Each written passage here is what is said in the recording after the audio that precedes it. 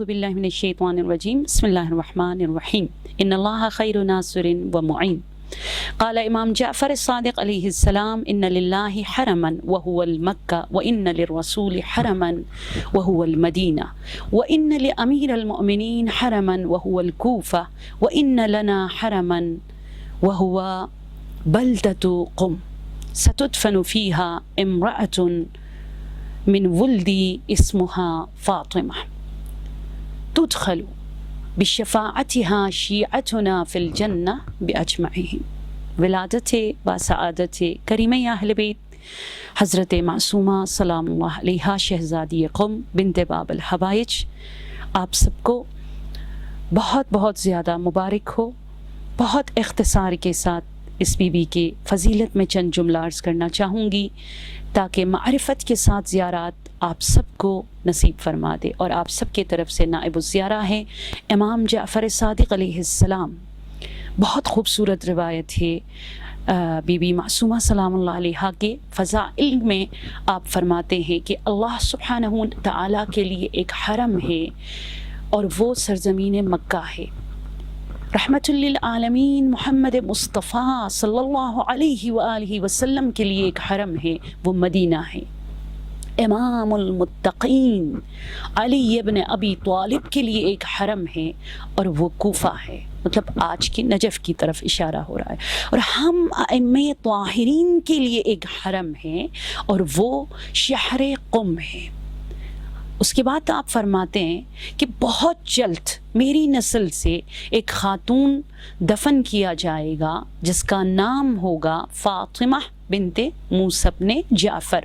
انہی کی شفاعت سے ہمارے تمام تر چاہنے والوں کو جو دل میں حب اہل بیت رکھتے ہیں انہیں جنت میں لے جایا جائے گا. یہ ہے شان بی بی فاطمہ معصومہ سلام اللہ علیہا، زینب امام رضا علیہ السلام اور شبیہ جناب زہرا سلام اللہ علیہا اور سفیر امام رضا علیہ السلام.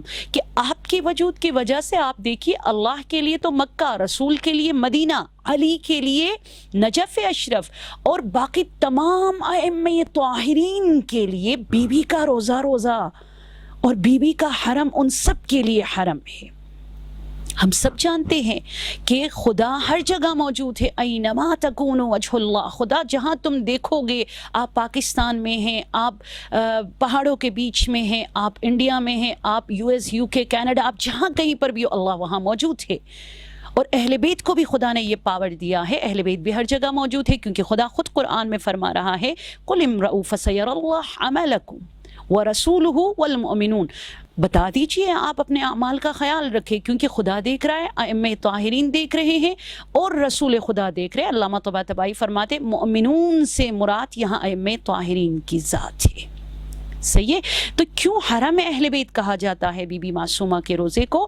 کیونکہ امام رضا علیہ السلام سے جو زیارت نامہ آپ کے نام منسوب ہے اس میں معلوم ہوتا ہے کہ جب آدم کو سلام دو، نوح کو سلام دو، عیسیٰ کو سلام دو تو غائب کا صیغہ استعمال ہوتا ہے.